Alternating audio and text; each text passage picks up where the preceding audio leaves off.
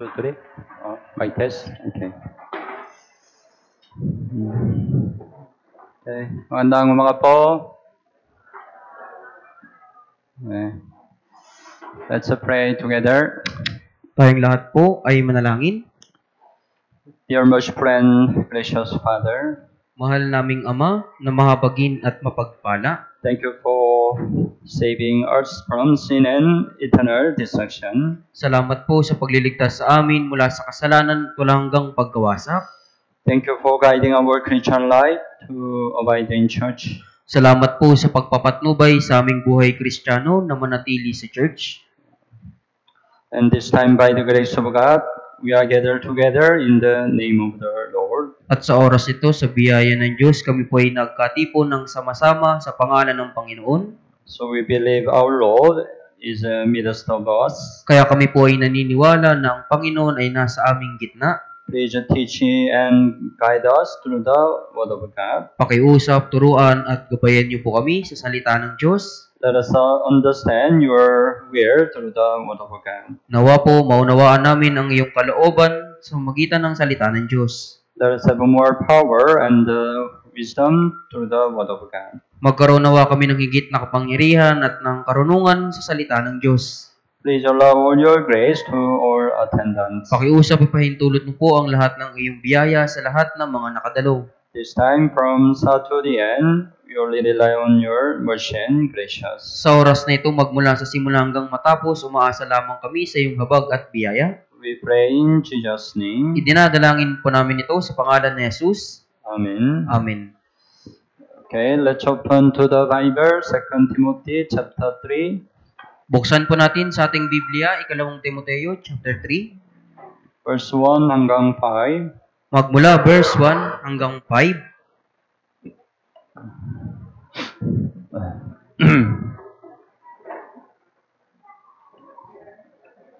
Second Timothy chapter 3, verse 1 hanggang 5. 2 Timoteo chapter 3 verse 1 hanggang 5. Okay. Basahin po natin ng sabay-sabay.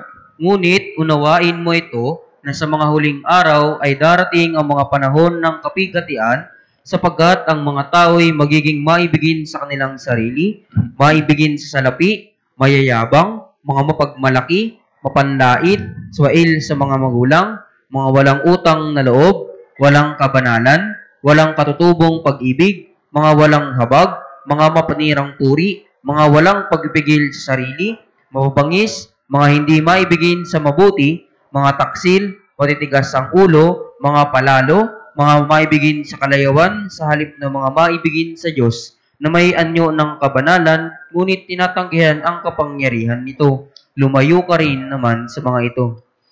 We are learning the 2 Timothy. Tayo po ay nag-aaral po ng 2 Timoteo. Especially here, we are learning the sin of the last days. Lalo na po, pinag-aaralan po natin yung mga kasalanan sa huling araw. Especially our time, these sins are so prevail. Lalo na po sa ating panahon, ang mga kasalanang ito po ay hayag. But as a saved Christian, we need to be separate from these sins. Pero bilang mga ligtas na Kristiyano, kailangan nating lumayo mula sa mga kasalanang ito. So last time, we'll learn the end of verse 2 on about the unholy. Kaya sa nakaraan po, pinag-aralan po natin yung dulo ng verse 2, walang kabanalan. But we couldn't finish it complete, so today let's learn more. Pero hindi po natin ito natapos, kaya higit pa po natin itong pag-aralan pa. And also today let's think about verse 3 on loving. At ngayon din po pag-aralan natin sa verse 3, walang katutubong pag-ibig. Yeah.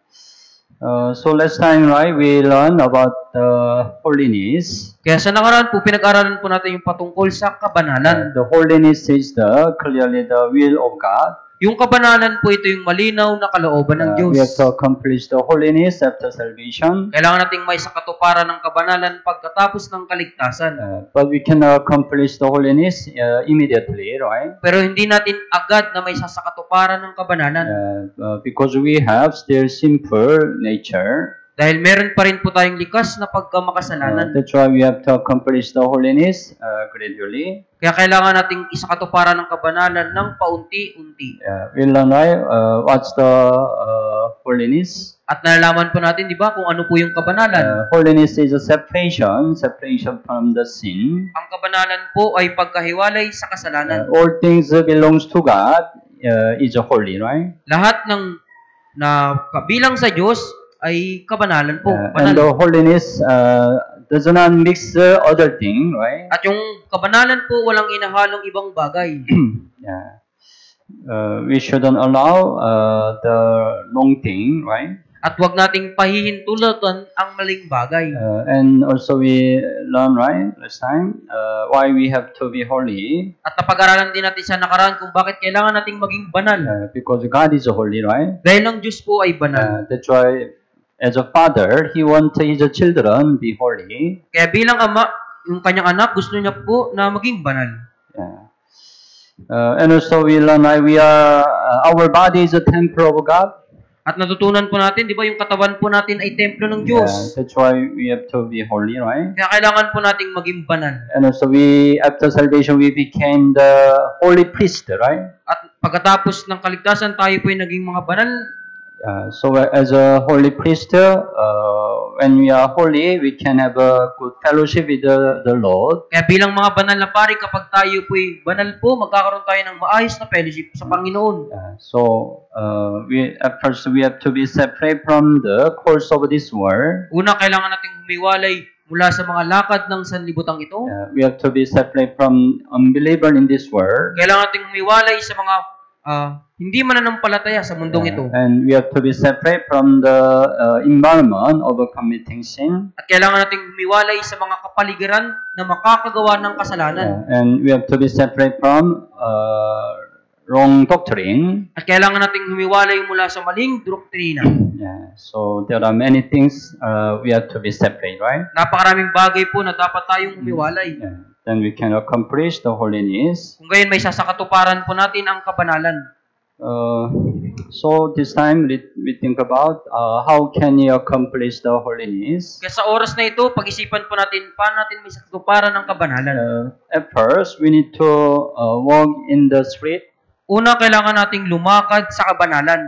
Galatians chapter 5. Galatia chapter 5. Galatians chapter 5 verse 16. Galatia chapter 5 verse 16. Verse 16 and 17. Verse 16 hanggang 17. Galatians chapter 5, 16 and 17. Okay, basahin po natin ng sabay-sabay. Subalit sinasabi ko, lumakad kayo ayon sa Espiritu, at huwag ninyong bigyang kasiyahan ang mga pagnanasa ng laman, sapagkat ang laman ay nagnanasa laban sa Espiritu, at ang Espiritu ay laban sa laman, sapagkat ang mga ito ay laban sa isa't isa, upang hindi ninyo magawa ang mga bagay na nais ninyong gawin. Verse 16 says, walk in the Spirit, and you shall not fulfill the lust of the flesh. Sinabi ng verse 16, lumakad kayo ayon sa Espiritu, at huwag ninyong bigyang kasiyahan ang mga pagnanasa ng laman. It's same, right? The walk in the Spirit, you can accomplish the holiness, right? Sinasabi din po dito, parehas lang ito, lumakad kayo ayon sa Espiritu upang may sakatuparan ng kabanalan. Verse 17, for the flesh lusts against the Spirit, and the Spirit against the flesh. Sapagkat ang laman ay nagnanasa laban sa Espiritu, at ang Espiritu ay laban sa laman. Even though we got the salvation, we have a still flesh lust, right? Kahit na nagkaroon na tayo ng kaligtasan, meron pa rin po tayong pagnanasa ng laman. But when you get the salvation, the Spirit, Holy Spirit came to us, right? Pero nang magkaroon tayo ng kaligtasan, ng Espiritu Santo po ay dumating sa atin. That's why one of the characteristics of saved people, they have a fighting. They have a fighting. Kaya isang katangian ng isang taong ligtas, meron po ditong labanan. The Spirit and the flesh lust, they are fighting. Yung Espiritu at pagnanasa ng laman po ay naglalaban. Before salvation, right? Even though you commit a sin, right? You don't have any difficulty in your heart. Di ba po, bago ka naman nagkaroon ng kaligtasan, kahit na magkasala ka, hindi ka po nahihirapan sa iyong puso. But after salvation, when you commit a sin, you have some difficulty in your heart, right? Pero pagkatapos mong maligtas, kapag nakakagawa ka ng kasalanan, nababagabag ang iyong puso. Right? There is a fighting, right? Di ba po, meron pong labanan. But even though you say you got the salvation, but there is no fighting, it's something wrong. Pero kung sinasabi mo pong ikaw ay naligtas na, pero kung walang nangyayaring labanan po, parang may mali. You check yourself. Siyasatin mo ang iyong sarili. Whether there is this fighting one not in your heart. Kung meron bang ganitong uri ng labanan sa iyong puso o wala. Yeah. But if the spirit is stronger than the flesh lust, yeah, we can overcome sin, right? Pero kung mas malakas ang espiritu kaysa pagnanasa ng laban, magwawagi po yung espiritu. But usually usually say your flesh lust stronger than spirit in your heart. Pero kadalasan po sa mga bagong ligtas, yung pagnanasa ng kanilang laman ay mas malakas kaysa espiritu. That's why you can easily fall into the sin. Kaya ikaw ay madaling babagsak sa kasalanan. That's why you cannot walk in the spirit. Kaya hindi ka po makakalakad sa espiritu. But if your spirit stronger than the flesh lust, yeah, you can overcome your flesh lust. Pero kung mas malakas ang espiritu mo kaysa sa pagnanasa ng laman, mapagtatagumpayan mo yung pagnanasa ng laman. If so, how can our spirit become strong? Kung gayon, paano magiging malakas ang ating espiritu? Yeah. We need word and prayer. Kailangan po natin ng salita at ng panalangin. Yeah. 1 Timothy chapter 4. Unang Timoteo kapitulo 4. 1 Timothy chapter 4 verse 5. Unang Timoteo chapter 4 verse 5. Chapter 4 verse 5. Okay, basahin po natin ang sabay-sabay. Sapagkat ito ay pinababanal sa pamagitan ng salita ng Diyos at ng panalangin. Right, it is sanctified by the word of God and prayer. Ito ay pinababanal sa pamagitan ng salita ng Diyos at ng panalangin. We know where, right? The basic, element of our Christian life.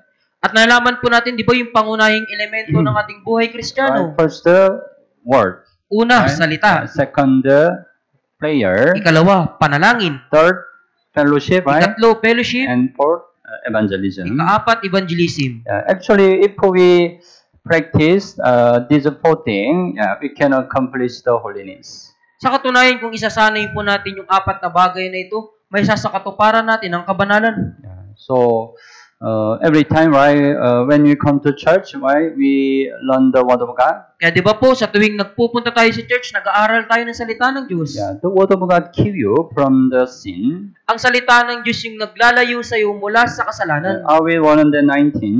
Awit 119. Awit 119, verse 9. Awit 119, versikulo 9. Awit 119, verse 9.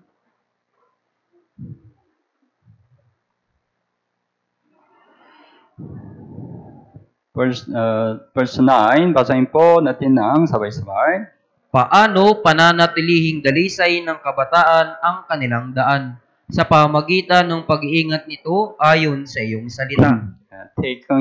Taking heed according to your word, right? Sa pamagitan ng pag-iingat nito ayon sa iyong Then we salita. can be holy, right? Kung gayon tayo po'y magiging banal. Verse 11, also basahin po natin ng sabay-sabay. Iningatan ko ang iyong salita sa aking puso upang wag akong magkasala laban sa iyo.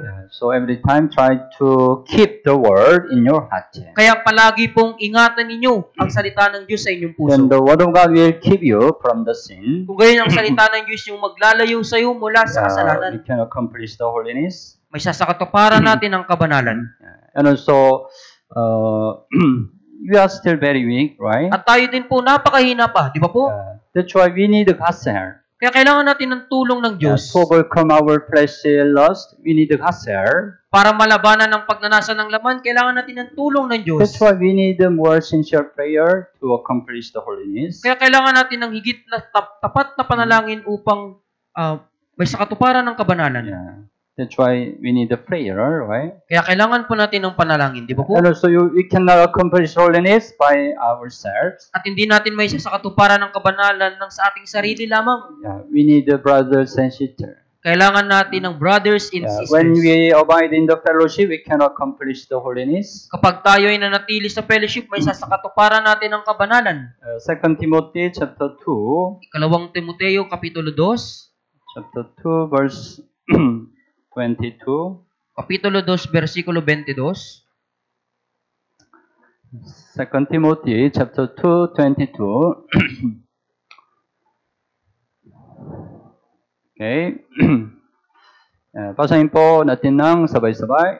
Ngunit layuan mo ang masamang pagnanasa ng kabataan at sundin mo ang katuwiran, pananampalataya, pag-ibig at kapayapaan kasama ng mga tumatawag sa Panginoon mula sa malinis na puso. Is that right? Flee also youthful lust. Sinabi dito po, lumayo sa pagnanasa ng kabataan.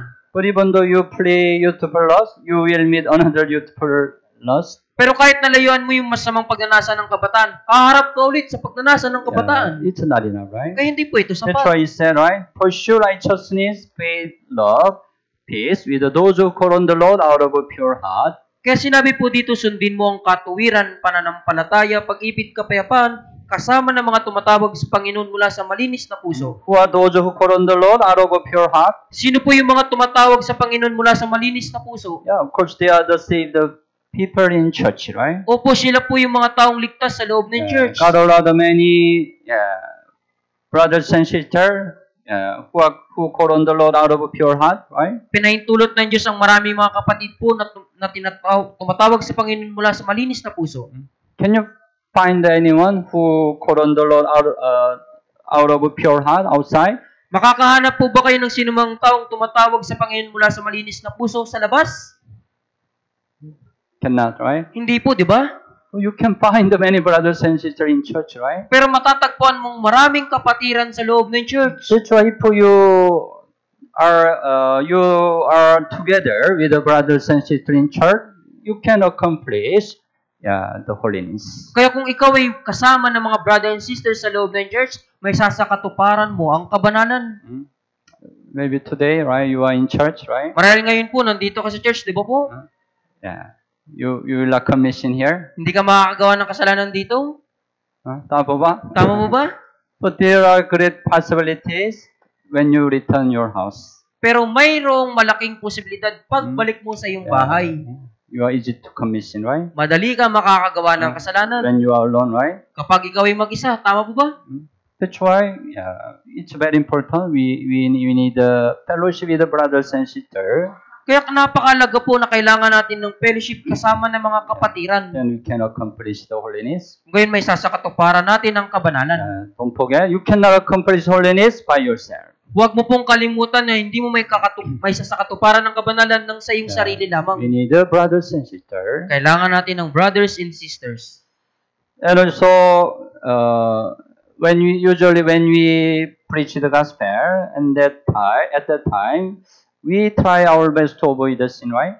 At gayon din po, kadalasan kapag ginagawa natin yung mga kaya nating hagi ng ebanghelyo, naiiwasan natin yung kasalanan, di ba po? Because you know, if you have a sin, the one you want to evangelize, God will allow salvation to them, right? Dahil nalalaman mo kapag ikaw ay may kasalanan, yung taong gusto mong ma-evangelize, hindi po ito pahihintulutan ng Diyos na maligtas. So even though you are tempted, you think about the lost soul.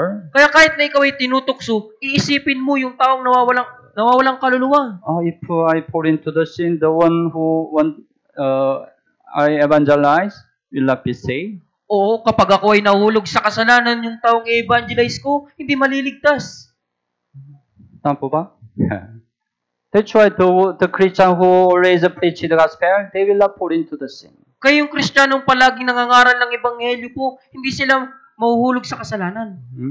Yeah. So to accomplish the holiness, we try to more preach the gospel. Kaya upang may sa katuparan ng kabanalan, kailangan nating higit na subukang ipangaral ang ebanghelyo. Then we will accomplish the holiness. Kung gayon may sa katuparan natin ang kabanalan. Anyway, the holiness is clearly the will of God. Gayunpaman, ang kabanalan ang malinaw na kalooban ng Diyos. We have to accomplish the holiness in our Christian life. Kailangan nating may sa katuparan ng kabanalan sa ating Kristiyanong pamumuhay. Okay, let's go back 2 Timothy chapter 3. Balikan natin verse 3. 2 Timoteo chapter 3 verse 3. We think about unloving. Pag-isipan po natin yung walang katutubong pag-ibig.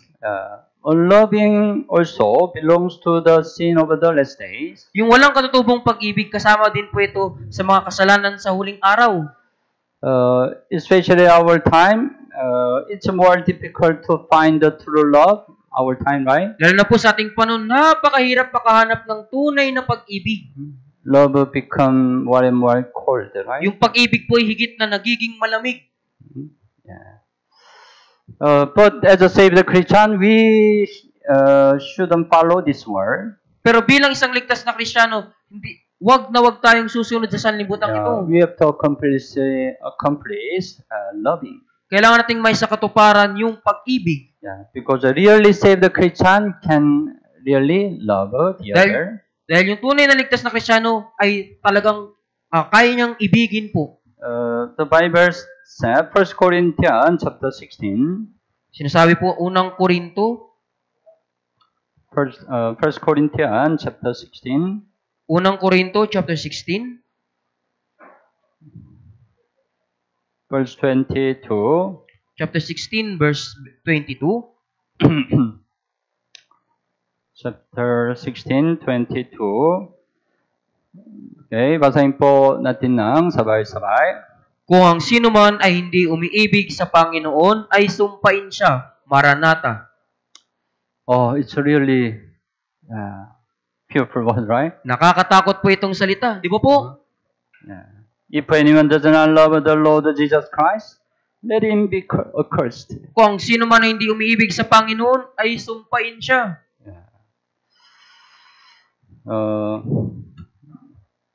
It's not the cursing the other. Hindi po ito yung pagsumpa o pagmumura sa ibang tao. We shouldn't say to the people like this. Huwag natin sasabihin yung ganito po sa ibang tao. If you don't love the Lord, be cursed. Kung hindi mo ibigin ng Panginoon, sumpain ka. We shouldn't do like that. Huwag niyo pong gagawin yung ganun. It doesn't mean. Hindi po ganito yung kahulugan nito. What it means? Kung ngayon, ano po yung kahulugan nito? It says, who can really love the Lord? Sinasabi po nito, kung sino po talaga yung iibig sa Panginoon. Actually, the unsaved people, they cannot really love the Lord. Sa katunayan, yung mga taong hindi ligtas, hindi nila magagawang ibigin ng Panginoon.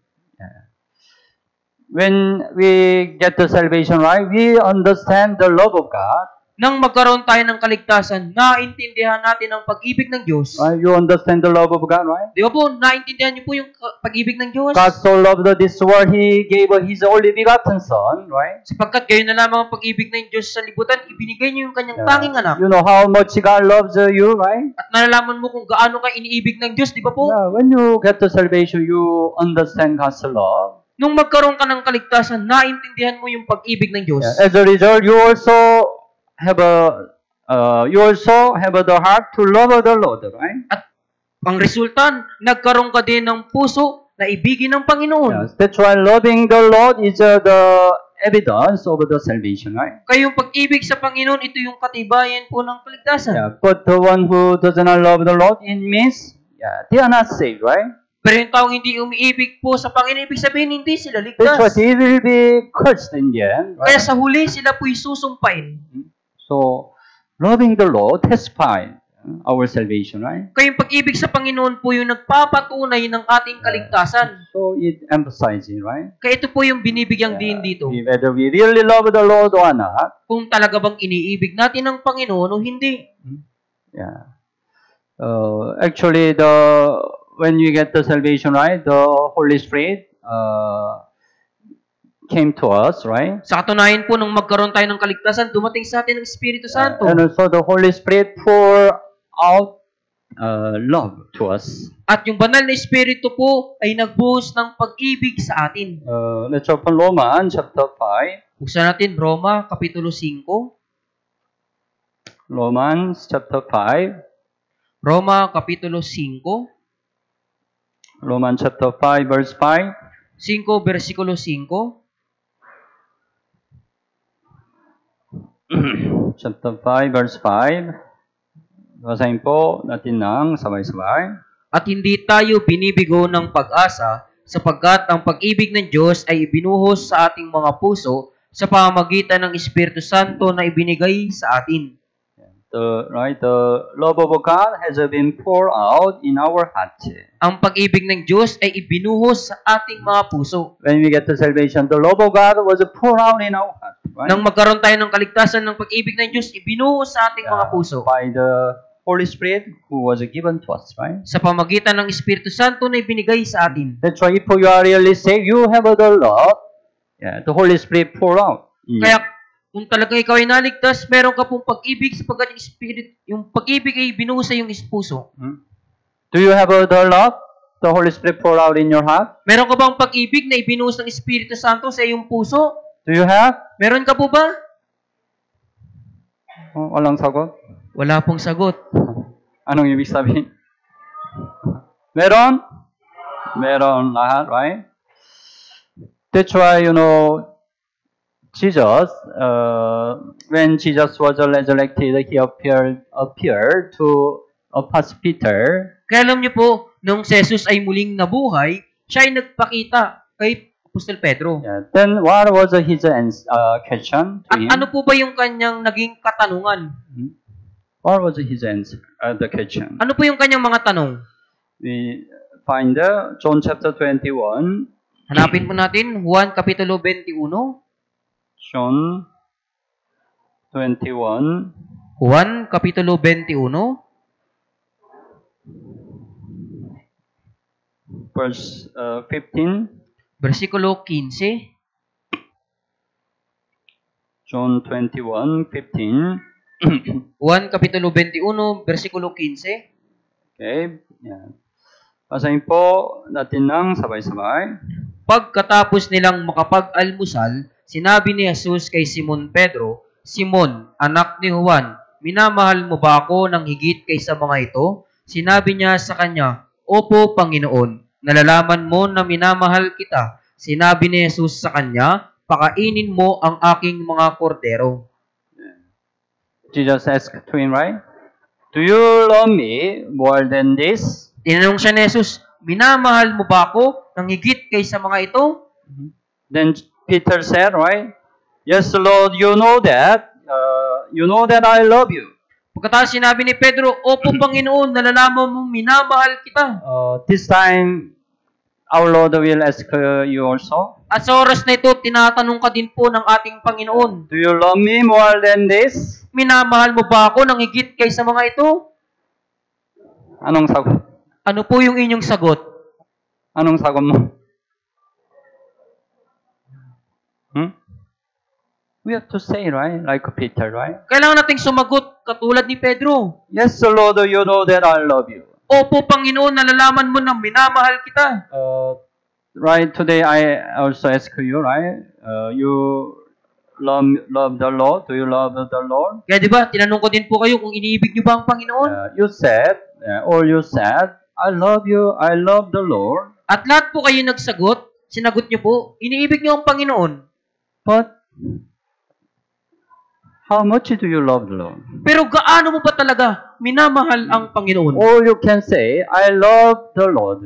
Lahat po kayo, masasabi ninyo, mahal ninyo ang Panginoon. Well, how much do you love the Lord? Pero gaano mo minamahal ang Panginoon? It can be different. Yan po yung maaaring magkakaiba.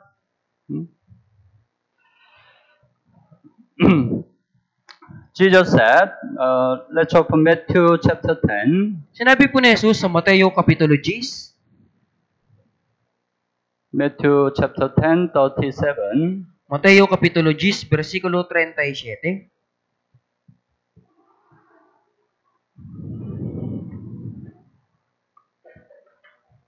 Matthew chapter 10, 37. Okay, basahin po natin ng sabay-sabay. Ang umiibig sa ama o sa ina ng higit kaysa akin ay hindi karapat-dapat sa akin. At ang umiibig sa anak na lalaki o anak na babae ng higit kaysa akin ay hindi karapat-dapat sa akin. Yeah, you can say that I love the Lord. Pwede mong masasabi mo po na mahal mo ang Panginoon. And you can say that I love my father and mother. At masasabi mo din, minamahal ko yung aking ama at ina. Yeah, I love my son and daughter. Mahal ko yung aking anak na lalaki at babae. But which one do you love more? Pero, sino sa kanila yung higit mong minamahal? Your son and daughter, the Lord. Which one do you love more? Yung anak mong lalaki at babae o ang Panginoon? Sino po yung higit mong iminamahal? You said, I love the Lord. Sinasabi mo, mahal mo ang Panginoon. But if you say, I love my son and daughter more than the Lord, pero kung sinasabi mong mas mahal mo ang iyong mga anak kaysa Panginoon, it's not worthy, right? hindi po yan karapat-dapat. Suriin mo. Suriin niyo po. We have to love the Lord more than any other thing, right? Kailangan nating ibigay ng Panginoon higit sa lahat ng bagay. Yeah. We have to love the Lord more than anyone, right? Kailangan nating higit na ibigay ng Panginoon kaysa sa kanino mang tao. Yeah. But if you have something or somebody love more than the Lord, it's not worthy, right? Pero kung meron kang isang bagay o isang taong iniibig ng higit kaysa Panginoon, hindi po ito karapat-dapat. The amount of love for the Lord can be different. Yung halaga po ng pag-ibig sa Panginoon, magkakaiba po ito. Luke chapter 7. Lucas kapitulo 7. Luke chapter 7. Lucas kapitulo 7. Verse 47. Versikulo 47. Luke 7:47.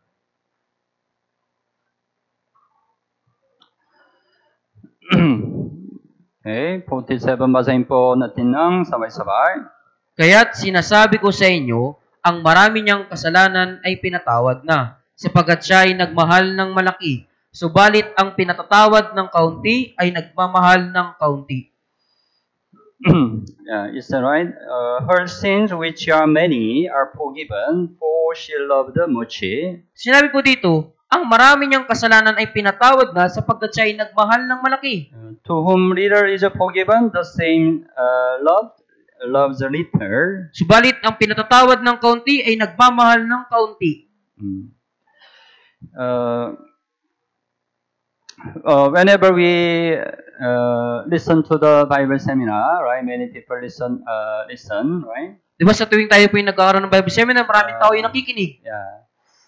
Then, usually fourth session, we have the sin session, right? At kadalasan sa fourth session po, meron pong sin session. Yeah. Sin session, after sin session, they understand their sin. Pagkatapos po ng sin session, naunawaan nila yung kanilang kasalanan. But their attitude different for the sin. Pero yung kanilang pag-uugali sa loobin sa kasalanan po ay iba.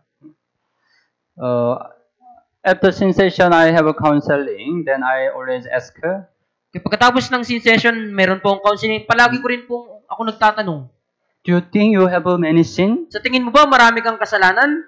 But there are different answer. Pero magkakaiba po yung kanilang mga sagot. Some say, Sinabi ng iba, konti lang. I have a konti lang. konti lang yung kasalanan ko.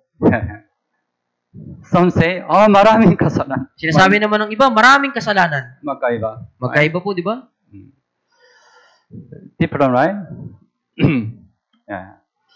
Of course, the one who confess they have many sin, they have a more great possibility to be saved. Siyempre po yung nagpayag na siya ay mayroong maraming kasalanan, may posibilidad po siyang maligtas. Why they say, I have a konti lang sin? Pero bakit sinasabi ng iba, kaunti lang yung kanilang kasalanan? Because they still think they are good person. Dahil iniisip pa rin nila, mabuting tao They po still sila. think they are still righteous. Iniisip pa rin nilang sila ay matuwid. That's why, konti lang sin, konti.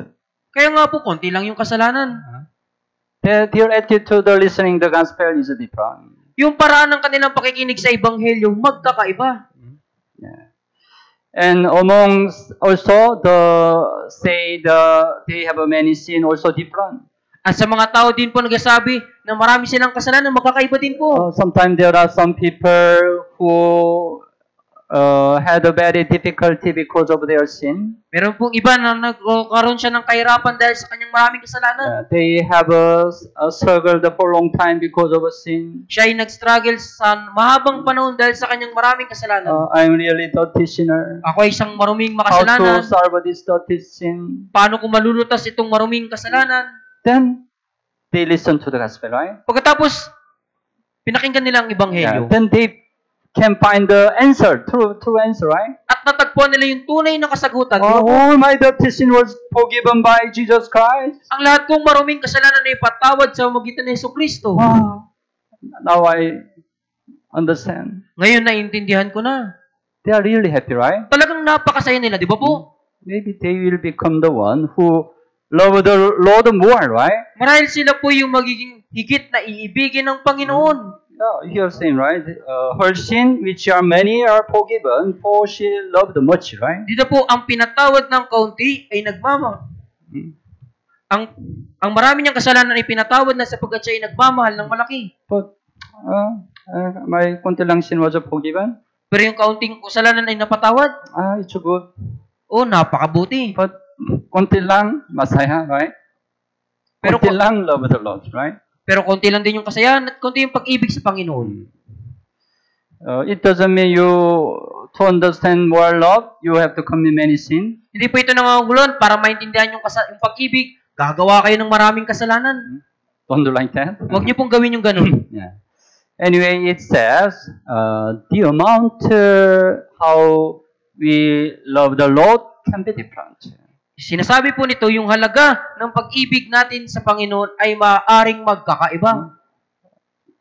We got the salvation by same faith, right? Nagkaroon tayo ng kaligtasan sa magitan ng isang We pananampalataya. got the salvation same the blood of Jesus, right? Nagkaroon tayo ng kaligtasan sa magitan ng isang dugo ni Jesucristo. But our Christian life is different. Pero yung pamumuhay Kristiyano natin magkakaiba. Why all the brothers and sisters Christian life they are different? Bakit ang lahat ng pamumuhay Kristiyano ng magkakapatid po magkakaiba? Some Christian they are very good in their Christian life, May mga Kristiyano napakagaling nila sa kanilang buhay but Kristiyano. some are not good Christian life. Pero merong iba po na hindi mabuti yung kanilang buhay Kristiyano. What's the reason? Ano po yung dahilan? Maybe the Christian who lives a good Christian life, they really love the Lord, right? Marahil yung Kristiyanong nabubuhay na inibig ang Panginoon, Yeah. maganda po yung kanilang buhay The Kristiyano. amount of the love for the Lord is very great, right? Yung halaga ng pag-ibig niya sa Panginoon ay napakalaki. Yeah, of course they will live a good Christian life. At syempre po, mamuhay siya sa mabuting buhay Kristiyano. Yeah. But if you don't live a good Christian life, it testifies the love for the Lord. Your love for the Lord is very small. Pero kung hindi ka namumuhay sa mabuting buhay Kristiyano, nagpapatunay ito na napakaliit ng iyong pag-ibig sa Panginoon. So, how much we really love the Lord will determine our Christian life. Kaya kung gaano natin lubos na minamahal ang Panginoon, ito yung magtatakda ng ating pamumuhay Kristiyano. Our love for the Lord must be hot. Yung ating pagmamahal sa Panginoon ay dapat mainit, maalab. But while we are living in this world, the love for the Lord become cold. Pero habang nabubuhay tayo, namumuhay sa mundong ito, yung pag-ibig sa Panginoon, nagiging malamig. That's why if we keep the love of the Lord hot always, we will live a good Christian life. Kaya kung mapapanatili natin yung pag-ibig ng Panginoon, mapapanatili din natin yung mabuting buhay Kristiyano. If so, how we know? How can you know we really love the Lord or not? Ngayon, paano natin malalaman kung talaga bang iniibig natin ang Panginoon o hindi? The one who really love the Lord has a characteristics. Ang siyang talagang umiibig sa Panginoon, meron po siyang katangian. The one who love the Lord first, they also love the word. Ang siyang umiibig sa Panginoon, una, iibigin niya po yung salita. God, God is spirit. Nalalaman po natin, ang Diyos ay Espiritu. Yeah, that's why we cannot see God, right? Kaya nga po hindi natin nakikita ang Diyos. Yeah. But even though we cannot see God, how can we know God? Pero kahit na hindi natin nakikita ang Diyos, paano natin makikilala ang Diyos? We can know God through His Word, right? Makikilala natin ang Diyos sa magitan ng kanyang salita. The Bible says, right? John chapter 1. Sinasabi ng Biblia, Juan chapter 1. John chapter 1, verse 1. Juan chapter 1, verse 1. John chapter 1, verse 1. Okay. Basahin po natin ng sabay-sabay. Sa simula ay ang salita, at ang salita ay kasama ng Diyos, at ang salita ay Diyos. The word was with God, and the word was God, right? Ang salita ay kasama ng Diyos, at ang salita ay Diyos. God revealed Himself through the word. Inihayag ng Diyos yung kanyang sarili sa salita ng Diyos. That's why even He said, the word is God. Kaya Right? maging sinabi niya po, ang salita That's ay why if Diyos. we love God, we also love the word, right? Kaya kung iniibig natin ang Diyos, iniibig din natin ang salita. But sometimes, right? Yeah, we can say, I love the Lord, Pero minsan, sinasabi po natin, iniibig ko ang Panginoon. but they don't love the word. Pero hindi nila iniibig ang salita. Something wrong, right? Parang may mali po, di ba? That's why maybe in the Bible, I think, David was really the one. Yeah, he really loved the Lord so much. At sa Biblia po, sa tingin ko po, si David po yung higit na umiibig po sa Panginoon ng lubos. That's why he always confessed like this, right? Kaya palaging ganito po yung kanyang ipinapahayag. Awit 18. Awit 18. Awit 18. Verse 1. 18 verse 1. Awit 18 verse 1.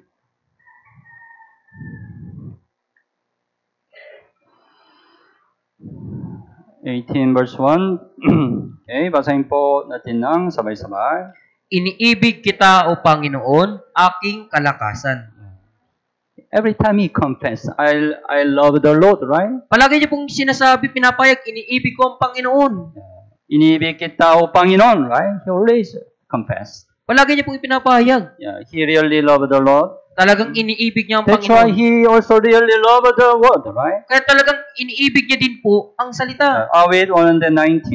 Awit 119. Awit 119.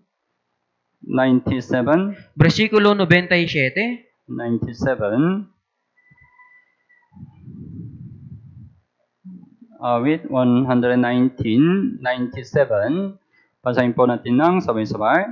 O mahal na mahal ko ang iyong kautusan, ito'y siya kong binubulay-bulay sa buong araw. How I love your Lord, your word, right? O mahal na mahal ko ang iyong salita, kautusan. Awit 119 is the longest chapter in the Bible, right? Yung awit 119, ito po yung pinakamahabang chapter sa Biblia. The 119, chapter 119 is the chapter of the word, right? Yung chapter 119 po, ito yung chapter ng salita.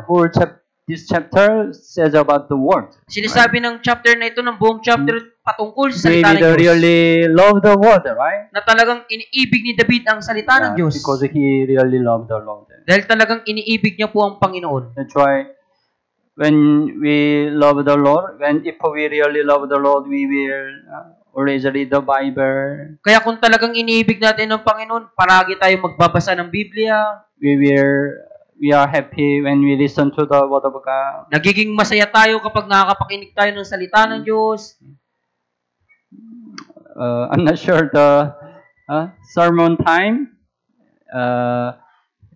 is a happy time or difficult time. Hindi po ako sigurado kung yung oras ng sermon, masayang oras o mahirap para sa inyo. Huh? If we love the Word, this time will be a happy time, right? Kung iniibig natin ang salita, yung oras na ito ay magiging napakasaya. You will desire the Word of God, right? Magnanais ka ng salita ng Diyos. Let's suppose you have your lover. Pagpalagyan natin merong kang minamahal. You have a lover here, right? Di ba meron kayong minamahal po dito? If you really love your lover, what do you want to do? Kung talagang minamahal mo yung mahal, ano po yung gagawin mo? maybe you want to be with your lover, right? Marahil gusto mo makasama siya, di ba po? Right? Some brethren before you get married, right? You experience. Yung may ilang mga kapatid po, bago sila ikinasal, naranasan po ito, di ba? You want to be with your lover always, right? Gusto mong palaging kasama yung mahal mo. That's why you don't want to have a farewell, right? Kaya ayaw mo para magpaalam. That's why you get married, right? Kaya nga po, ikinasal kayo, di ba? Because you want to be with your lover always. Dahil gusto mong palaging makasama ang iyong mahal. It testifies love, right? There is love, right? Yan po yung nagpapatunay na mayroong pag-ibig. Yeah. If we love the world, right? We always want to read the Bible, listen to the Word of God. Kung talagang iniibig natin ng salita, palagi nating babasahin po yung salita ng Diyos. And then, not only we listen to the Word of God, but also we will obey to the Word of God. At hindi lamang tayo makikinig sa salita ng Diyos, kundi susundin natin ang salita ng If Diyos. we really love the Lord, we will obey to the Word of God, right? Kung talagang mahal natin ang Panginoon, susunod tayo sa salita ng Diyos. John chapter 14. Juan Kapitulo 14. John chapter 14, verse 21. Juan Kapitulo 14, versikulo 21. John chapter 14, 21. Juan chapter 14, verse 21. Okay, basahin po natin ng sabay-sabay. Siyang mayroong ng aking mga utos at tinutupad ng mga iyon ay siyang nagmamahal sa akin.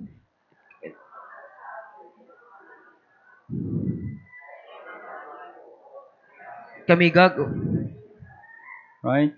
He who has my commandment and keeps them, it is who he loves me, right? Siyang meron ng aking mga utos at tinutupad ang mga iyon ay siya nagmamahal sa akin. If we love somebody, right, we will try to obey to the word of somebody, right? Kaya kung mahal natin ang isang tao, susubukan nating sundin yung sinasabi ng ating mahal. Let's open one more. The First John chapter 5. Sa unang Juan po, chapter 5. First John chapter 5. Chapter 5 verse 3. Chapter 5 verse 3. Chapter 5 verse 3. Basahin po natin ng sabay-sabay. Sapagkat ito ang pag-ibig ng Diyos na ating tuparin ang kanyang mga utos at ang kanyang mga utos ay hindi pabigat. Yeah. This is the love of God that we keep His commandment, right? Ito ang pag-ibig ng Diyos na ating tuparin ang kanyang mga utos. If we really love God, we will keep, we will obey to His word, right? Kung talagang mahal natin ang salita, tutuparin natin ang kanyang mga utos. Yeah. And His commandments are not burdensome. At ang kanyang mga utos ay hindi pabigat. Keep the word of God become burden in you. Yung pag-iingat ng salita ng Diyos, nagiging pabigat ba sa inyo? It testify you don't have a love. Nagpapatunay po ito na wala kayong pag-ibig. If you really love the Lord, keeping the word, it cannot be the burden. Kung talagang iniibig mo ang Panginoon, yung pag-iingat ng salita, hindi po ito magiging pabigat. Halimbawa, there was one woman. Meron po isang babae. There was one master. At meron po siyang amo. The woman is the employee of the master. Yung babae po, empleyado siya ng amo. So doing the many work under the master. Siya ay maraming ginagawa sa ilalim ng kanyang amo. Master is a man. Siyempre yung kanyang amo ay lalaki. That's why master command many things, right? Kaya yung amo, iniutos niya yung maraming bagay. You have to do this one. Kailangan mong gawin ito. You have to prepare this one. Kailangan mong ihanda ito. It's a burden to her. Yan ay pabigat para sa kanya, di ba po? Maraming trabaho. It's a burden, right? Pabigat po yun, di ba? Why our master would command many things? Bakit yung ating amo palaging marami ang inuutos? She reluctantly do. Kaya palaging ganun po yung ginagawa. Mahirap, right?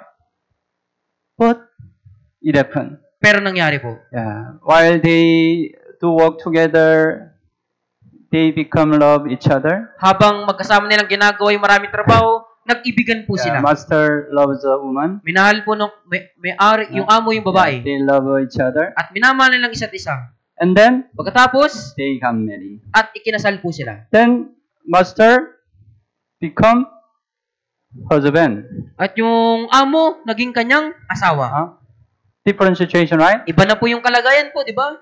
Then husband asked to this woman, Tapos hiniling ng asawa sa kanyang she became wife, babae. right? Siya ay naging asawa na po. can you do this one? Magagawa mo ba ito? Can you prepare this one? Pwede mo bang ihanda ito? It will be burden to her still. Magiging pabigat pa rin ba iyon sa babae? I don't want to do. Ayokong gawin ito. She love the husband. Pinamahal niya na po yung asawang lalaki. Even the husband ask more difficult work, she will do voluntarily, right? Kahit inaipagawa ng asawang lalaki sa babae yung maraming trabaho, gagawin niya po yun. She Di ba? happy. I will do.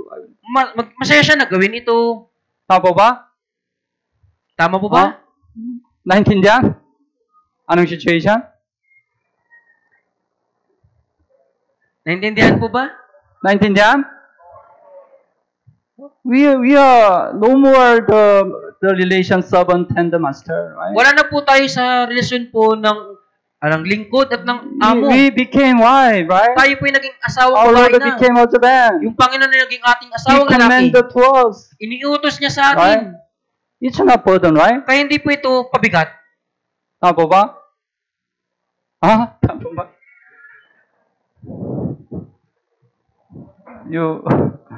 Even I give the example, you look so, my love. Kahit na nagbigay na po ako ng halimbawa, parang nahihirapan pa rin po kayo. Yeah, real love overcome anything. Kayong tunay na pag-ibig, malalampasan niya lahat ng bagay. There is one older man. Meron po isang matandang lalaki. Yeah. But his wife long time ago already passed away. Pero matagal na pong pumanaw yung kanyang asawang babae. But he is already 80 years old. At siya po ay 80 years old na po. But he met the one older man. Pero meron po siyang nakilalang matandang babae. And then they became also fall in love each other. At sila po ay nahulog sa nag-ibigan din po sila. Yeah.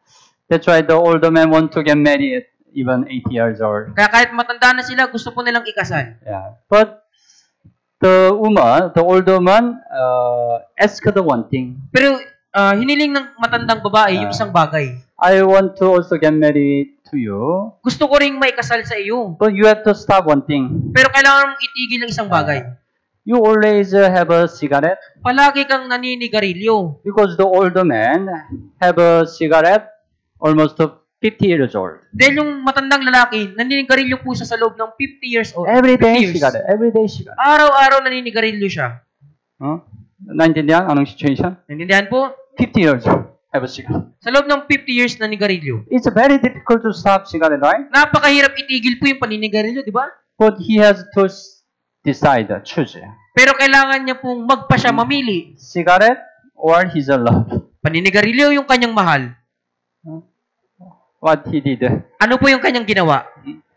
Every time he tried to stop the cigarette, but he failed, right? Palaging sinusubukan niya pong itigil yung paninigarilyo, pero But this time nabigo siya. he decided, Pero ngayon, nagpasya na po siya. I will get married with the older man. Gusto ko nang maikasal sa babaeng ito. I will try to stop. Subukan ko ang itigil. After then, Katapos nun, he stopped talagang tumigil po siya. because he want to get married, Dahil gusto niya pong maikasal. right? Love overcome, right? Napagtagumpay Difficulty, right? ng pag-ibig yung kahirapan. 나인틴디안? If we really love the Lord, we will obey to the word of God, right? Kung talagang iniibig natin ang Panginoon, susunod tayo sa kanyang salita. Why we don't obey to the word of God? Pero bakit hindi tayo nasunod sa salita ng It Diyos? takes why we don't love the Lord, right? Nagpapatunay ito na wala tayong pag-ibig sa Panginoon. Yeah. That's why the one who love the Lord will love the word and obey to the word. Kaya ang siyang umiibig sa Panginoon ay umiibig sa kanyang salita at sumusunod sa kanyang salita. Yeah. Second, Ikalawa, the one who love the Lord will love the church. Ang siyang umiibig sa Panginoon, iibigin niya ang church. Because our Lord really loved the church. Dahil ang Panginoon natin, talagang iniibig niya po ang church. Efeso chapter 5. Epeso, Kapitulo 5. Efeso chapter 5, 25. 5, versikulo 25. Efeso chapter 5, 25.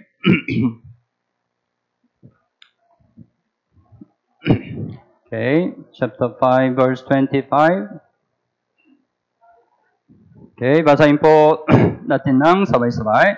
Mga asawang lalaki, mahalin ninyo ang inyong mga asawa, gaya ni Kristo na nagmahal sa iglesia at ibinigay ang kanyang sarili alang-alang sa kanya. Yeah. Husband, love your wives just as Christ also loved the church. Mga asawang lalaki, mahalin ninyo ang inyong mga asawa, gaya ni Kristo nagmahal sa iglesia. Yeah, Christ loved the church, right? Minahal po ni Kristo yung That's why iglesia. He gave Himself for church, right? Kaya binigay niya yung kanyang sarili para sa church. That's why if we love the Lord, we also love the church. Kaya nga po kung talagang iniibig natin ang Panginoon, iibigin din natin ang church. Your lover loves the one special food. Yung mahal mo, mayroon siyang isang talagang gustong pagkain. Yeah. But originally you don't love the food so much. Pero sa katunayan, hindi mo talaga gusto yung pag-ibig na ito. Ay, yung pagkain na But your ito. lover always loves this food. Pero yung mahal mo, gustong-gusto niya po yung pagkain na ito. Maybe then you try to love this food also, right? Kung gayon, ikaw din po susubukan mong magustuhan yung pagkain ito. Because your lover loves the food. Dahil yung mahal mo, gusto niya yung pagkain na ito. Yeah. Our Lord loved the church, right? Yung Panginoon natin, mahal na mahal niya po yung church. So if we really love the Lord, we will also love the church. Kaya kung talagang mahal natin ang Panginoon, iibigin natin ang church. It's natural. Save the Christian, love the church. Natural lamang po yung ligtas na Kristiyano, ibigin ang church. Yeah. Without our church, how could you be saved? Kung wala yung ating church, paano ka naligtas? Without our church, how could you learn the word of truth, the word of God? Kung wala po yung church, paano nyo po natututunan yung tunay na salita ng Diyos? Without our church, how can you live a Christian life? Kung wala yung ating church, paano ka nakakapamuhay sa iyong buhay Without our church, Kristiyano? how can you save the lost soul? Kung wala yung ating church, paano ka makapagliligtas ng nawawalang kaluluwa? Yeah. Of course, we will love the church. Siyempre po, iibigin natin ang church. Awit 26. Sa awit 26 po. Awit 26. Verse 8. Awit 26, verse 8.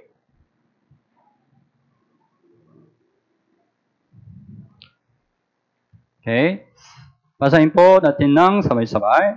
O Panginoon, mahal ko ang bahay na iyong tinatahanan at ang dakong tinatahanan ng iyong kaluwalhatian. Yeah. Here the inhabitants of your house and the place where your glory dwells can be church our time. Dito po yung bahay na tinatahanan at ang dakong tinatahanan ng iyong kalutian. Ito po yung church sa ating panahon. It was the temple of God in Old Testament, but now it's a church, right? Ito yung templo ng Diyos sa lumang tipan, pero ngayon ito na po yung church. So right over some desire, love the church, right? Yung manunulat ng awit talagang mahal niya po yung church. Here there is a church, right? The place where His glory dwells, right? Dito po merong church kung saan yung kanyang kaluwalhatian po ay tinatahanan. We also have to love the church. Kaya kailangan din nating ibigin ng church. That's why if we really love a church, we will have a concern for the church. Kaya kung talagang minamahal natin ang church, mayroon tayong pag-aalala para sa church. Apostle Paul is the one who really loved the church. Si Apostol Pablo siya talaga yung umiibig sa church. That's why his all the concern is about the church. Kaya lahat ng kanyang pag-aalala po ay para sa church. 2 Corinthians 11. Ikalawang Korinto 11. 2 Corinthians chapter 11 verse 28. Ikalawang Korinto chapter 11 verse 28. 11:28.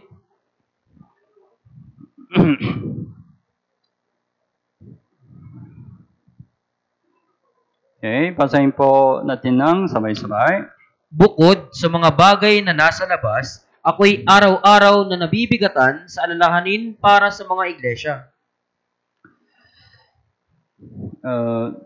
If you read from verse 23 hanggang 27, it describes how great operation apostolic leadership. Kung babasahin niyo po magmula sa verse 23 hanggang 27, inilarawan po dito kung gaanong pag-uusig at kahirapan yung natanggap ni Apostol Pablo. He really received a great operation, right? Talagang nakatanggap siya ng napakatinding pagduro. Yeah, it cannot compare with our operation, right? Hindi natin ito may kukumpara sa ating kapigatian. But he didn't care his great operation. Pero wala na po siyang paki sa kanyang kapigatian.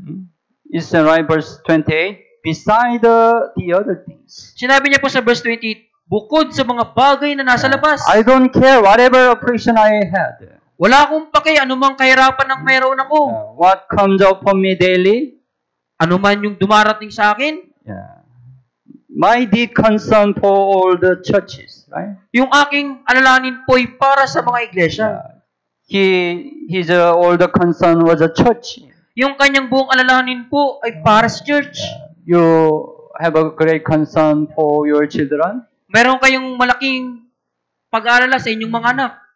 Parents, right? You have a concern for your children. Yung mga magulang po, di ba, meron kayong alalahanin Why para sa you inyong mga anak. have a concern for your children? Bakit kayo nag-aalala sa inyong mga anak? Because you love your children. Dahil Right? mahal mo ang iyong mga anak. If we love somebody, we have a concern. Kung mahal natin yung isang tao, meron tayong pag-aalala. If we love a church, we will have a concern for the church. Kung minamahal natin yung church, magkakaroon tayo ng pag-aalala para sa church. We will want to know whether church has some difficulty or not. At nais nating malaman kung meron bang kahirapan ng church o wala. We will have the heart to help a church, right? Magkakaroon tayo ng puso na tulungan ng church. Colossians chapter 1, Kolosas Kapitulo 1, verse 24. versikulo 24. Colossians chapter 1, 24. Colossus chapter 1, verse 24. Okay, chapter 1, 24. Basahin po natin ng sabay-sabay. Ngayoy nagagalak ako sa aking mga pagtitiis alang-alang sa inyo at sa aking laman ay pinupunan ko ang kakulangan sa mga paghihirap ni Kristo alang-alang sa kanyang katawan na siyang iglesia.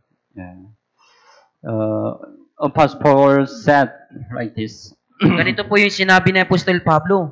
He suffered a lot of oppression, right? Nagdusa siya ng maraming kahirapan. Especially he suffered a lot of oppression for the church. Lalo na po, nagtiis siya ng kahirapan para sa church.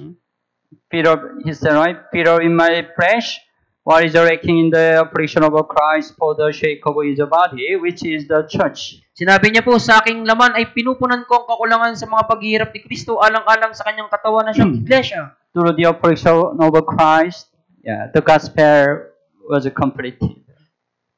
Gospel was completed. Dahil sa mga paghihirap ni Kristo, yung ebanghelyo po ay nakumpleto, naganap. And then our Lord commit the gospel to His church. At ang ating Panginoon ay pinagkatiwala niyang ebanghelyo sa church.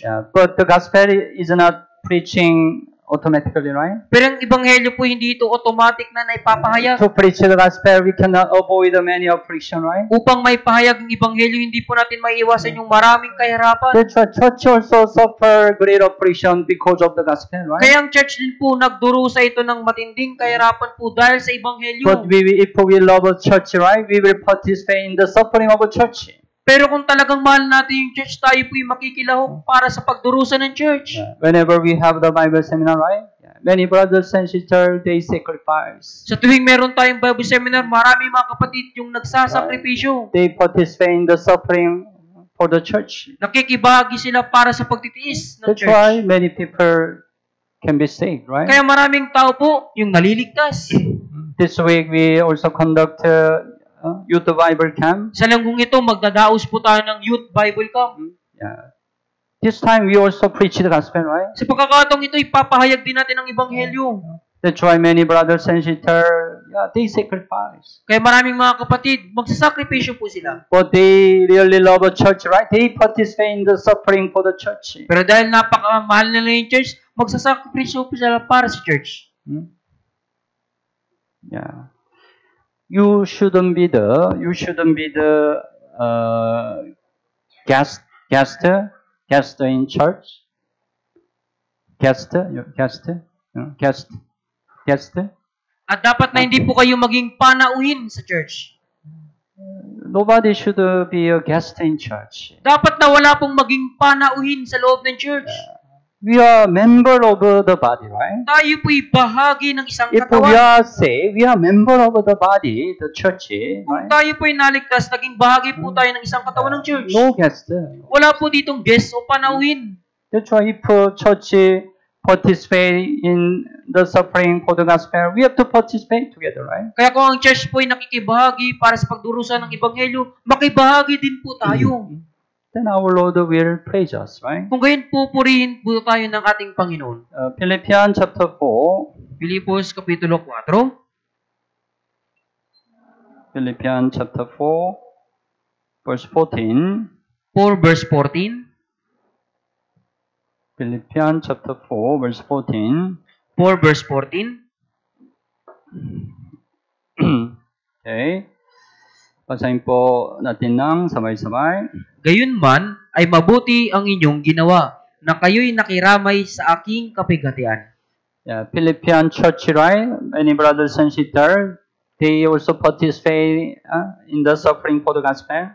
Yung iglesia ng Pilipos po, maraming kapatid po dito yung nakibahagi po para sa pagdurusa ng Yeah, ebanghelyo. pero pastor praised them, right? Pagkatapos pinuri sila ni Apostol Pablo. You have done well that you share in my distress. Mabuti ang inyong ginawa na kayo'y nakiramay sa aking kapigatian. It is the saying of our Lord. Ito po yung sinasabi ng ating If Panginoon. we participate in suffering for the gospel with the church, our Lord will praise us. Kung tayo makikibahagi para sa pagbabahagi ng ebanghelyo kasama ng church, You have purihin tayo, done Panginoon. well also. Mabuti ang iyong ginawa.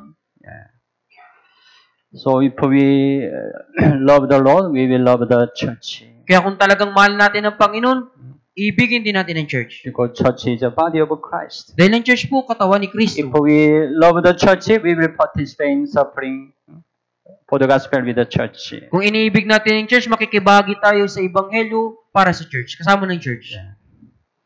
And then, third, Ikatlo po, the one who love the Lord will also love the brothers and sisters. Ikatlo, ang siyang talagang umibig sa Panginoon ay talagang iibigin po ang kapatiran. This year, we have a new slogan. Sa taong ito, meron tayong bagong slogan. Ano? Remind. Ano po iyon? Love one another, right? Ay, magmahalan kayo sa isa't isa. Why we set slogan? Bakit itinakda natin yung slogan na ito? Why we put slogan on the wall? Bakit inilagay natin yung slogan sa ating mga pader? To practice, right? Para isagawa ito, di ba? Yeah. Practice. Para isagawa po. But if we really love the Lord, we can practice the love of one another, right? Pero kung talagang iniibig natin ang Panginoon, may isasagawa din po nating ibigin ang kapatiran. Yeah. Because it's not possible we love the Lord without loving the brothers and sisters. Dahil hindi po maaaring mangyari na ibigin mo ang Panginoon nang hindi mo iniibig ang kapatiran. If you say, I love the Lord, but you don't love brothers and sisters, it's a lie. Kung sinasabi mong iniibig mo ang Panginoon, subalit hindi mo iniibig ang kapatiran, ito po'y kasinungalingan. 1 John chapter 4. Unang Juan, Kapitulo 4. 1 John chapter 4. Verse 20 and 21. Verse 20 po hanggang 21. 1 John chapter 4, 20 and 21. Okay, basahin po natin ng sabay-sabay. Kung sinasabi ng sinuman, iniibig ko ang Diyos at napupuot sa kanyang kapatid, siya ay sinungaling, sapagkat ang hindi umiibig sa kanyang kapatid na kanyang nakikita ay hindi maaaring umibig sa Diyos na hindi niya nakita. At ang utos na ito na mula sa kanya ay nasa atin, na ang umiibig sa Diyos ay dapat ding umibig sa kanyang kapatid. Verse 20 say, right? Yeah. I love a God and hate his brother. He's a liar. Sinabi ng verse 20, kung sinasabi ng sino man inibig ko ang Diyos at napupot sa kanyang kapatid, siya ay sinungaling. Maybe you don't have anyone, any brethren who you hate. Marahil wala po kayong kapatid, kapatiran po na napupuot, kinapupuotan. Wala, right? Wala po, di ba? You shouldn't have any brethren who hate you. At dapat na wag ka pong magkaroon ng isang kapatid na kinapuputan. Yeah. He who does not love his brother whom he has seen, how can he love God whom he has not seen? Sapagkat ang hindi umiibig sa kanyang kapatid na kanyang nakikita, ay hindi maaaring umibig sa Diyos na hindi niya nakita. Yeah. So if we can really love brothers and sisters, yeah, it testifies we really love the Lord. Kung talagang inibig natin ng brothers and sisters, nagpapatunay ito na iniibig natin ang Panginoon. The brothers and sisters are the object of our love. Yung mga brothers and sisters, sila po yung layon ng ating pag-ibig. Yeah, they are not the object of envy. At hindi po sila yung mga bagay na dapat kainggitan. We should envy brothers and sisters, At right? dapat na hindi tayo mainggit sa mga kapatid. They are the object of love. Sila po yung layunin ng ating pag-ibig. God allowed many brothers and sisters to us to practice the love.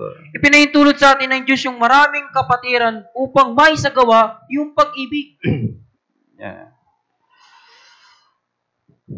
So the one who loves the Lord will love the brothers and sisters. Kaya ang siyang umiibig sa Panginoon ay iibigin ng mga brothers and sisters. But there are some things that make our love for the Lord apart from the Lord. Pero meron pong ilang mga bagay na yung naglalayo sa atin mula sa pag-ibig sa Panginoon. Yeah. Because our love for the Lord become colder in this world. Dahil yung pag-ibig natin para sa Panginoon ay nagiging malamig sa sanlibutan ito. It happened in Laodicean Church. Nangyari po ito sa iglesia ng Laodicea. Revelation chapter 3. Apokalipsis kapitulo 3. Revelation chapter 3 verse 15 and 16. Chapter 3 verse 15 hanggang 16. 15 and 16. Revelation chapter 3, 15 and 16. Basahin po natin ng sabay-sabay. Alam ko ang iyong mga gawa. Ikaw ay hindi malamig o mainit man. Ibig ko sanang ikaw ay malamig o mainit. Kaya dahil ikaw ay malahininga at hindi mainit o malamig man, ay susuko kita mula sa aking bibig. The Lord rebuked Laodicean church. Sinaway ng Panginoon po yung iglesia ng Laodicea. You are neither cold nor hot. Hindi ka malamig o mainit man. 16 also said, you are lukewarm and neither cold nor hot. Sinabi ng verse 16, dahil ikaw ay malahininga at hindi mainit o malamig man. It means they don't have a love for the Lord. Ibig sabihin, wala po silang pag-ibig sa Panginoon. If they have the love for the Lord, they will be hot. Kung meron silang pag-ibig sa Panginoon, ito po yung magiging mainit, maalab. But it became lukewarm. Dahil ito po ay subalit ito ay naging malahininga. Because of this war. Dahil po sa sanlibutan ito, mundang because ito. This war entered to them. Dahil yung sanlibutan ito nakapasok sa kanila. This world is very cold. Yung sanlibutan ito napakalamig. But God's love is very hard. Pero yung pag-ibig ng Diyos That's why when napakainit. this world entered to us, it become lukewarm. Kaya kapag ang sanlibutan ito nakapasok sa atin, ito po yung maging malahininga. The Lord said, I will vomit you out of my mouth. Sasabihin ng Panginoon, isusuka kita mula sa aking bibig. We can know how much our Lord dislike lukewarm. Kaya nalaman po natin kung gaano ang Diyos ay napupuot po doon sa malahininga. Our Lord doesn't want we live a lukewarm Christian life. Ayaw ng Diyos na magkaroon tayo ng malahiningang Kristiyanong pamumuhay.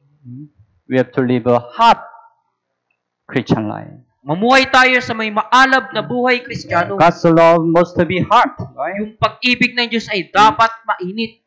Revelation chapter 2, Apokalipsis kapitulo 2, verse 4 and 5. versikulo 4 hanggang Verse 5. 4 and 5. Verse 4 and 5 also, basahin po natin ng sabay-sabay. Alam ko ring Verse 4 and 5, chapter 2. Revelation chapter 2, 4 and 5, basahin po natin ulit. ngunit ito ang hindi ko gusto laban sa iyo, iniwan mo ang iyong unang pag-ibig. Kaya't alalahanin mo kung saan ka nahulog, magsisi ka at gawin mo ang mga bagay na ginawa mo nung una. Kung hindi, darating ako sa iyo at aalisin ko ang iyong ilawan mula sa kinilalagyan nito, malibang magsisi ka. Our Lord also rebuked the Ephesian church. Sinaway din po ng Panginoon yung iglesia ng Epeso. Yeah. The reason they have left first love. Yung dahilan po, iniwan nila yung unang pag-ibig. Yeah. The Lord said, nevertheless I have this against you, right? Sinabi ng Panginoon, ngunit ito ang hindi ko gusto laban sa iyo.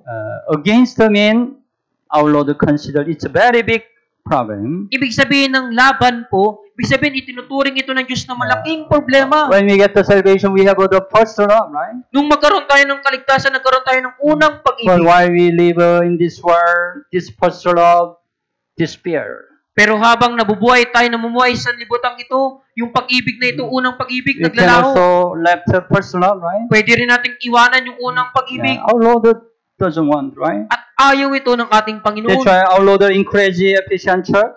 Kaya hinimok ng ating Panginoon ng iglesia ng Epeso. Verse 5, remember therefore from where you have fallen. Alalahanin mo kung saan ka nahulog.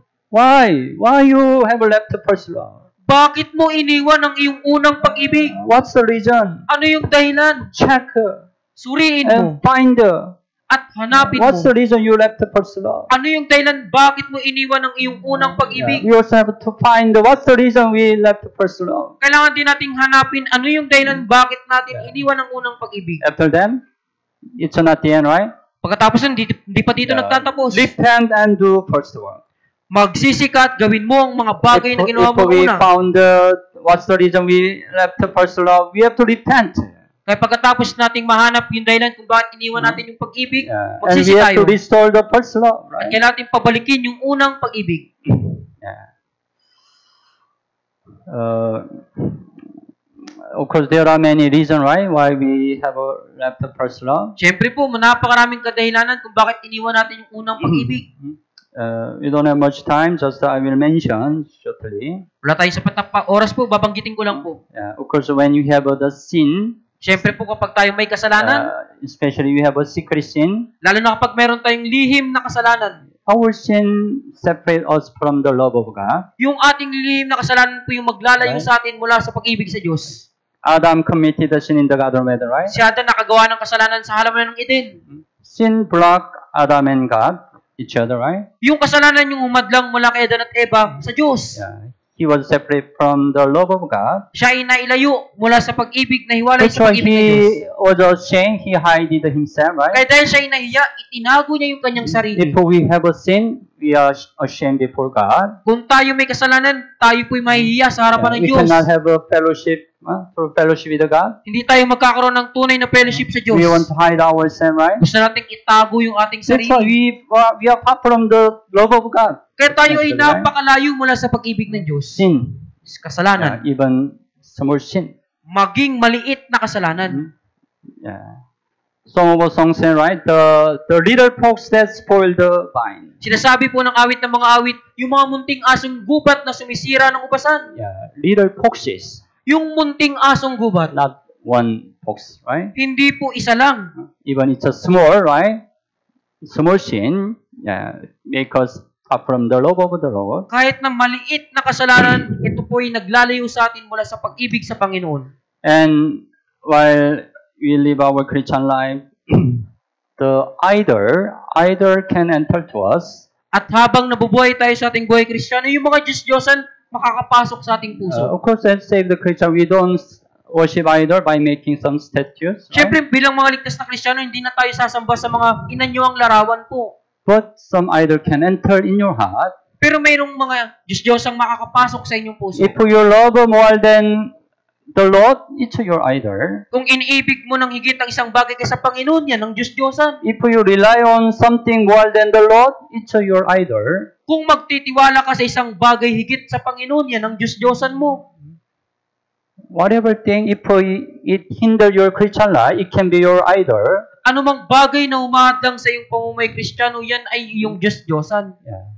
Idol can enter in our heart. Yung Diyos-Diyosan ay makakapasok sa ating puso. Then we are far from the love of the Lord. Kung gayon, mapapalayo tayo mula sa pag-ibig sa Panginoon. Yeah. Especially our time, there are many worldly things enter in our heart. Lalo na po sa ating panahon, napakaraming makasalimbutang bagay yung pumapasok sa ating puso. When there are many idols, make us far from the Lord. Napakaraming mga Far from the love of the Lord. Napakaraming mga Diyos-Diyos ang nagpapalayo sa atin mula sa pag-ibig sa Panginoon. Yeah.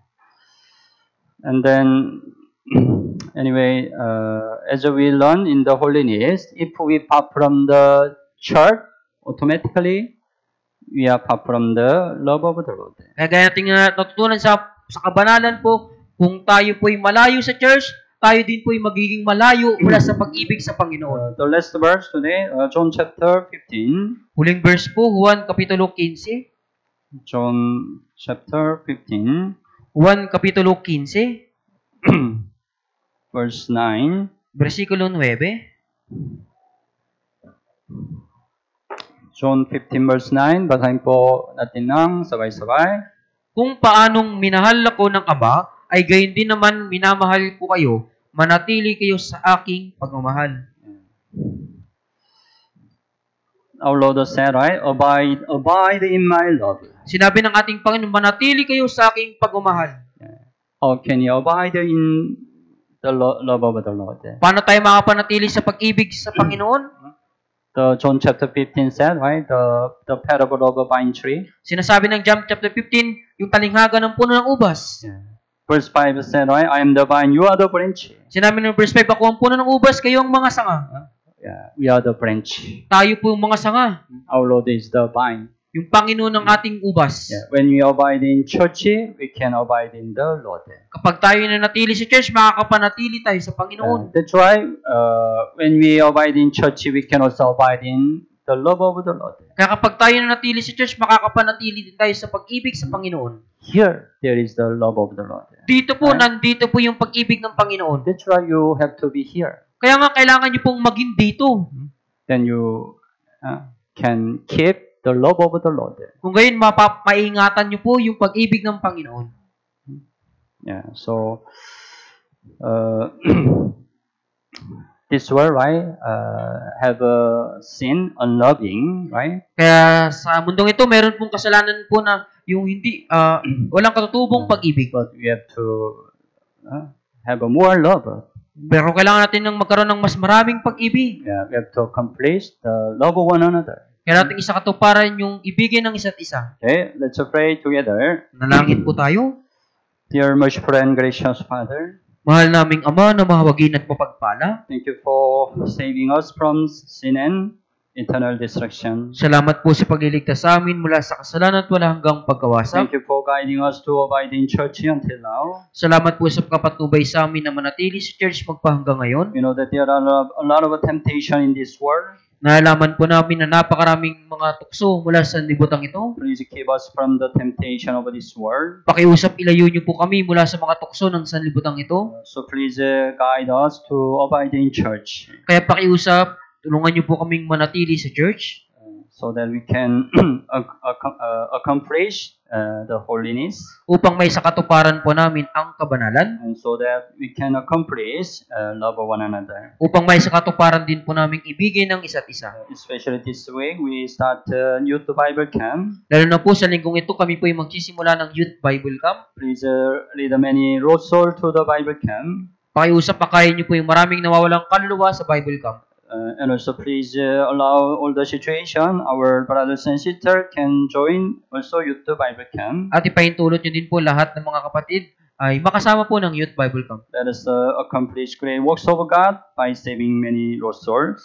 Nawa may sakatuparan namin yung Kalooban ng Diyos sa magitan ng pagliligtas sa mga nawawalang kaluluwa. We only rely on your mercy and gracious. Kami po ay umaasa lamang sa iyong habag at biyaya. We pray in Jesus' name. Itinadalangin po namin ito sa pangalan ni Jesus. Amen. Amen.